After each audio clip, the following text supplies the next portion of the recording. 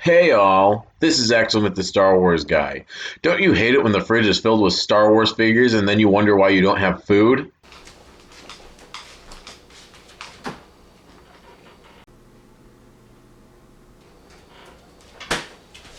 Damn it!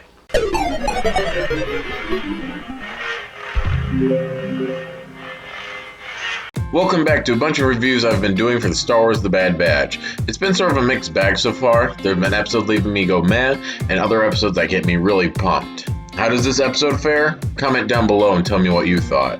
So this episode starts out in space, on the shuttle, for at least the fourth time now, but at least they're in hyperspace this time. Currently, their plan is to go to Ord Mantell. I've heard of this planet before, I'm not quite sure where. Maybe it was just like a planet name drop or something. They're attempting to find out where the bounty hunter from last time came from, and who hired her. Something worth mentioning, as it is important to this episode, they give Omega a comlink, and she immediately starts using it as a walkie-talkie. It's mentioned it was crosshairs, so I'm not really sure if that's going to come into play later, or if that's just trying to explain how they're giving Omega one, but either way, foreshadowing. The Bad Batch end up in the city to find someone named Sid. This idea comes from Echo, and apparently this mysterious person had contact with the Jedi during the Clone Wars. They walk into the empty bar where two people are fighting, and one person is working on what looks to be a pinball machine. Do they have pinball in Star Wars? Better question, do they have Star Wars themed pinball in Star Wars? Seriously though, they ask that Trandoshan if she could possibly be Sid. The lady answers, "Nope. After the Empire, Sid ran off." After this news, the adults in this group have no idea what to do next. Sid was the only person Echo knew how to find. Omega takes a look at the Trandoshan woman, and she's the one who realized that it's Sid. I really hope it's just great perception. I feel the questions coming. But to be fair, the way Sid's tone was, and even when Omega finds out, the only indication this person is in fact Skid is that she's the bartender. It was a nice little surprise to me, is what I guess I'm trying to say. They enter the back room, and the quartet of clones start asking questions about the bounty hunter. Sid is all like, "Look, boys, if you want some answers, then you'll have to do a job for me first." there's this child named Moochie that they're sent after, bounty hunter style. Moochie was kidnapped by the Zygerian slavers. They're cat-like people, but it's not explained what else they do. They only seem to slave trade in the Outer Rim, which is illegal in the Republic, but the Zygerian are far enough away for that to matter. I only bring this up now because Omega asks. It felt like she should know, or at least I thought the facility in Kamino would have taught her stuff like this. Makes me wonder what the difference between the upbringing of a regular clone and Omega would look like. They go to their destination, and Omega is all for this mission, but Hunter tells her to stay behind. Omega complains a little bit here, and all I could think of was, you don't have armor, nor do you have any way to defend yourself. Come on. They sneak around and find a small camp of slavers, and they see a child who they assume is Moochie. Echo, I believe, is scouting the area a little bit, just when this giant dragon thing comes out of nowhere and knocks him out cold. Then everybody else is captured, but of course, all hope is not lost. Back at the ship, Omega tries to get a hold of everybody else, and she hears something. A clang. Somebody's here. Zygerian soldiers searching the ship. She easily escapes through her room, which apparently is the cannons or something. I find it kind of weird that there's a compartment that leads out of the ship there. Is it for trash? I just assume you would stop at a docking bay to throw trash away, like one would stop at a gas station on a long car ride. But I think I'm overthinking this just a little bit. It is weird the gunner station has a hole to get out of the ship though. But that leaves Omega to go to the camp and rescue her friends. Back at the bar, Sid is talking to the person who put a bounty on Moochie. You couldn't tell who she was talking to exactly, but you could tell he had white skin color and he was Twi'lek. But this was just enough of a hint to narrow down who Moochie is. It's either Hera Syndulla of Rebels fame, Cham Syndulla's daughter. Cham was a part of the Clone Wars show, and Hera would still be a kid at this point, I think. But the other option, which I was slightly hoping for, because it's been a decade since we last heard from this character, would be Jabba the Hutt's son. That would mean the Twi'lek would be Bib Fortuna from Jabba's palace. The main group is captured and their gear is taken away. Hunter asks Tech, what are our odds? And Tech is all like, this isn't a standard military operation, so I have no idea. Usually he's a lot more help than he's been in this episode. I should mention that Record could just burst the cuff holdings, but the Zygerians are fully aware of this and bring on the pain whenever he tried. They try to come up with an idea for signaling Omega, but then Tech realizes Omega is right above them.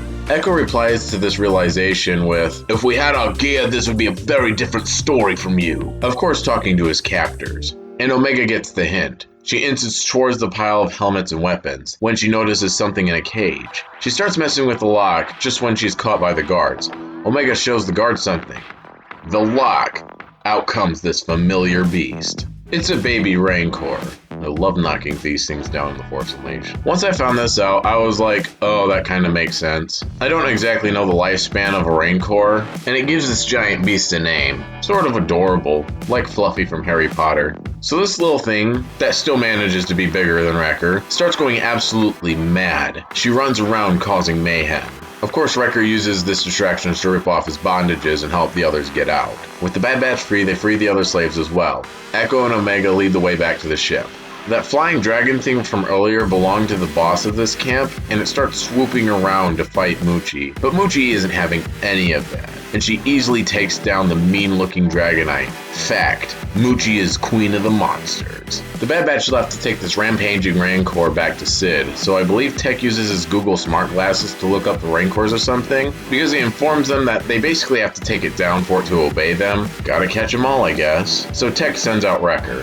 Hunter was fighting the Zygerian boss of this illegal operation and defeats him, then goes to find the rest of the group. Omega and Echo don't quite make it back to the ship, and they let the other slaves free. Which is cool, but like, aren't they on the Zygerian planet? Wouldn't these people just be caught again? Wouldn't it be better if the Quintet of Clones just let these few people ride along?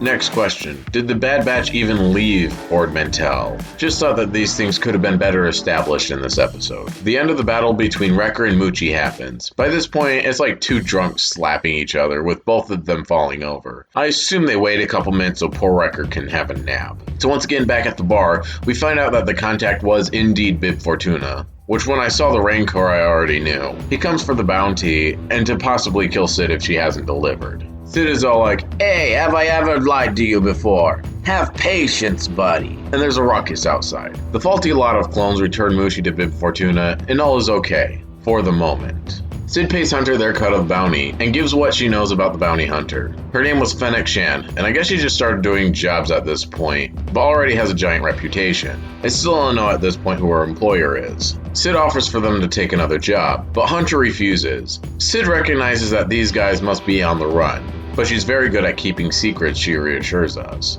It's not really an offer, and Hunter knows it. So that's the end of the episode, and the only real development we have in this episode is a name for Fennec Shand. That is, if you never watched The Mandalorian. And Omega does get this new weird bow laser weapon. She never uses it in this episode, but before leaving that slaver camp, she does pick it up. Above all, I really liked this episode. It was just so fun. It's sort of nice to have a low-scale story like the show has been on occasion. I do wonder, however, if this will play bigger into the galaxy like Rebels, Clone Wars, and even The Mandalorian ended up doing. But I guess if it does, we'll get there. And if it doesn't, then this will still be a fun show. But with this compliment, I would like to elaborate on my review of episode 3. And there I basically complained that the episode felt like filler.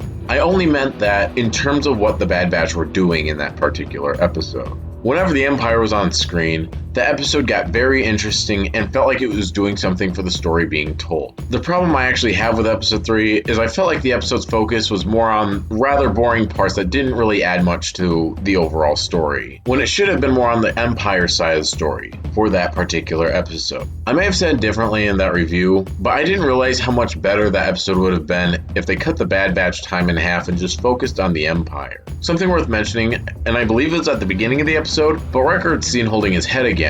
So by now, we really are supposed to read into this. The second episode was a headache, and the third episode was an excuse for Record not to be involved with the Hunter plus Omega story. This time it served no purpose in the story. This has to be setting something up. I personally think that Wrecker will be the next person to betray the Bad Batch. My biggest complaint is that it's unclear if they ever left Ord Mantell or if it's like a different sector of the planet. Just mainly stuff like that. Something I really like was Omega had the Stormtrooper doll from the previous episode, and she was using ink she'd found to paint this doll black and white. Very reminiscent of a Bad Batch unit. Just something that was so adorable and really shows the admiration she has for the Bad Batch. And I don't know, it's just something that's really cool to see to me. I know we've seen her admiration before, but this time just tugged at the heartstrings better than others. But that's all I really have to say for the episode. Please, if you like this video, click that thumbs up. If you want to see more, stay a while and subscribe. If you'd like to be notified of future uploads, feel free to hit that bell icon. Thank you for watching, and I'll see you in the next episode.